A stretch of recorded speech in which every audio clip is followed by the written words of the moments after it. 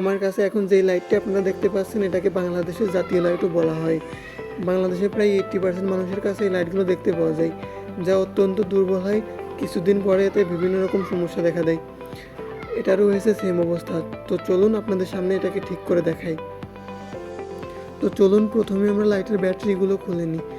এটার মধ্যে একটা ব্যাটারি থাকে 3S, একটার ভোল্টেজ 1.2 ভোল্ট, 3টা সিরিজে কানেক্ট করা থাকে। এর ফলে আমরা 3.6 ভোল্ট পেয়ে থাকি। এই ব্যাটারিগুলো সহজে নষ্ট হয় না, তাই আমরা ব্যাটারির দিকে পড়ে যাই। প্রথমে আমরা লাইটের হেডটা খুলে নিই। এলইডি সেন্সরটার মধ্যে কোনো রকম কালো অংশ দেখতে পাচ্ছি না, তার মানে এটা ভালো আছে। এখন পিছনে কানেক্টরটা খুলে দেখিনি।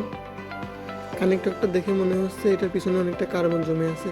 তো চলুন আমরা এটাকে একটু ঘষে নিই ভালো করে।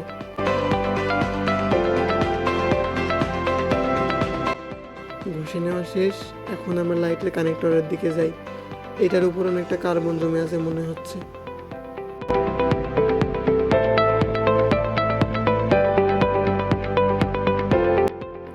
এখন আমরা একটু ব্যাটারির মাথাটা ঘষে নিই। আই থিঙ্ক এইটা করার পরে লাইটটা ঠিক হয়ে যাওয়ার কথা। তো আমাদের ঘষে নেওয়া শেষ। এখন চলুন এটাকে রিঅ্যাসেম্বল করি।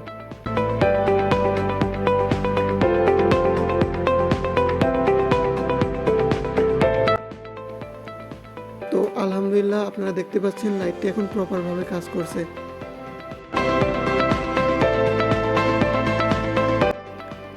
ঠিক সেম উপায়ে আপনারা আপনাদের বাসায় থাকা পুরাতন লাইটগুলো এভাবে ঠিক করতে পারবেন। তো ভিডিওটি ভালো লাগলে চ্যানেলটাকে সাবস্ক্রাইব করতে ভুলবেন না। যারা ফেসবুক পেজ থেকে দেখছেন তারা একটি ফলো দিয়ে যাবেন।